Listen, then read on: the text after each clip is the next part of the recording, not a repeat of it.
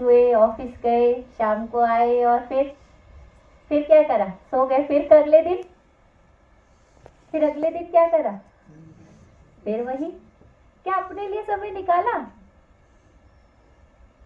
अपने लिए निकाला?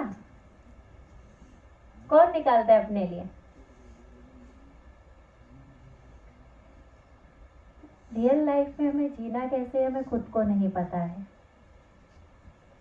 मेरे लिए मतलब मेरी इस आत्मा के लिए जो मस्तक के बीच में सबके चमकता हुआ सितारा है। मैं कौन हूँ? ये तो एक हड्डी मांस का पुतला है। इसे तो जला दिया जाएगा। शरीर कोई छोड़ देता है तो कोई रखता है हमें? क्या कहते हैं सब? क्या कहते हैं? जल्दी जल्दी ले जाओ। तो कोई रखता है? नहीं रखता है ना। तो किसकी वैल्यू है? किसकी वैल्यू है? आत्मा की वैल्यू है। तो मैं हूँ कौन? एक्चुअल में तो आत्मा हूँ। ये शरीर तो चला जाएगा, 5 तत्वों में लीन हो जाएगा, कुछ रहेगा? तो मेरे साथ क्या जाएगा? कर्म। एक छोटी सी कहानी बताती हूँ उसी पे। एक बार बहुत बड़े राजा थे।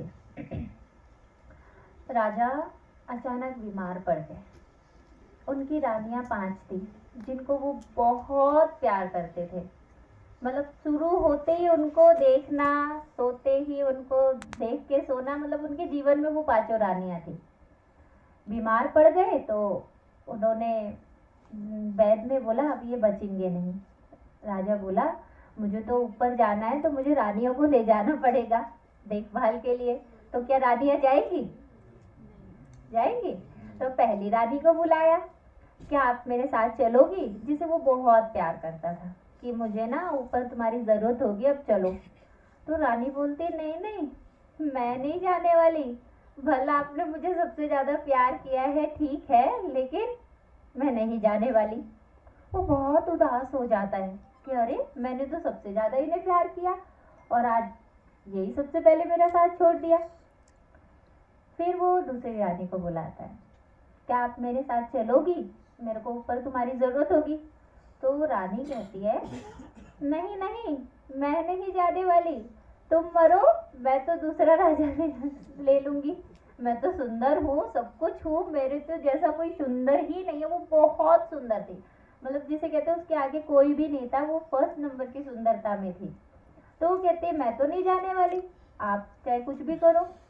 बड़ा उदास हो गया राजा। अब तीसरी को बुलाया, क्या तुम मेरे साथ चलोगी?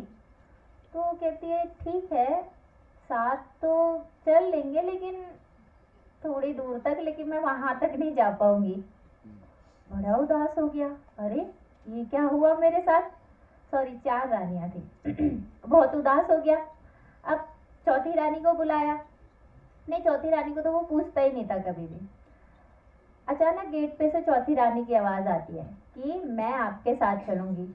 वो बड़ा उदास हो, हैरान हुआ कि आपको तो मैंने कभी देखा ही नहीं, पूछा भी नहीं, और आप कैसे मेरे साथ चलोगी? तो कहते हैं मैं चलूंगी। तो कहानी के द्वारा कहने का भाव है कि आज हम जितने सब मनुष्य बैठे, सबके अंदर 4 पत्नियां हैं। सब सुनना चाहेंगे कैसे हैं? पहला हमारा ये शरीर जो सबसे पहले साथ छोड़ता है ना, आत्मा निकली और शरीर ने साथ छोड़ दिया। तो सबसे पहले साथ किसने छोड़ा? जिसे हम दिन भर देखते हैं, मुझे ये हो गया, मुझे ये बोल दिया, मैं तो टेंशन में हूँ, मैं तो बहुत परेशान हूँ, मुझे परेशान मत करो, मुझे ये। सबसे पहले कौन साथ छोड़ देगा? शरीर। दूसरे नंबर का हमारा धन, जिसके पीछे हम दिन और रात भाग रहे हैं, सुबह से शाम भाग रहे हैं। धन इकट्ठा बहुत करना है, थोड़ा है तो और इच्छा कभी अच्छा बनने ही नहीं दे रही है। इच्छा कभी अच्छा बनने दे रही है? दिन और रात धन। अब शरीर छूटता है तो सबसे पहले कौन जाता है दूसरे नंबर पे? कौन ले लेता है? रिश्तेदार ले लेते। क्या साथ जाते हैं? साथ जाता है किसी के भी? अब तीसरे नंबर के कौन होंगे? सोचो, है कुछ समझ में आया? तीसरे नंबर के हमारे सगे संबंधी, जिसे हम बहुत मोह में फंसे हुए हैं कि मेरा परिवार, मेरा ये, मैं इसके लिए ये कर दूं, मैं उसके लिए वो कर दूं। कहाँ तक जाएंगे साथ? कहाँ तक जाएंगे बोलिए सब? और साथ चौथे नंबर का कौन जाएगा? हमारे कर्म। आत्मा के साथ कौन जाएगा? हमारे कर्म। कुछ साथ नहीं जाएगा। तो कहने का भाव है इस लाइफ में जीते हुए भी हमें बहुत शांत रहना है। अब ये क्लियर हो गया कि हम कौन है? एक आत्मा। ये शरीर द्वारा कार्य करने हैं, ऐसा नहीं कि नहीं करने, सुबह से शाम तक करने हैं। जैसे कहते हैं ना, आप घर घर में सबके रोशनी जला रहे हो ना, सभी अपना एक कार्य कर रहे हो, तो अपने जीवन में भी रोशनी जलाना बहुत जरूरी है। कौन सी रोशनी?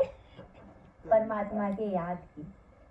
अब दूसरी है, हम आए कहाँ से हैं? इस धरती पे आए कहाँ से?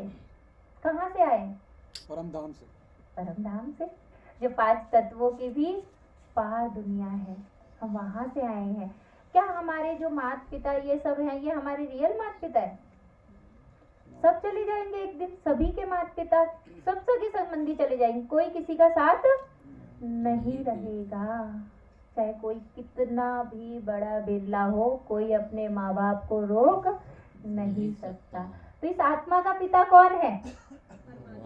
परमात्मा। तीसरा कौन सा हो गया? हम आए कहाँ से, हम है कौन? हमारा पिता कौन है? परम पिता परमात्मा।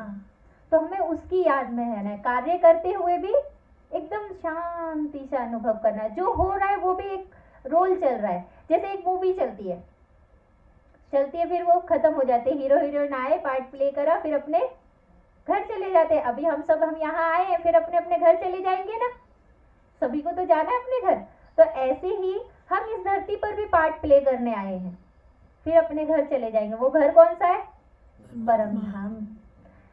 जो होता है वो एक ड्रामा अनुसार एक्चुअल में बहुत परफेक्ट है। हमारे साथ जो हो रहा है वो भी बहुत अच्छा, जो होने वाला है वो भी अच्छा, जो चल रहा है वो भी बहुत अच्छा।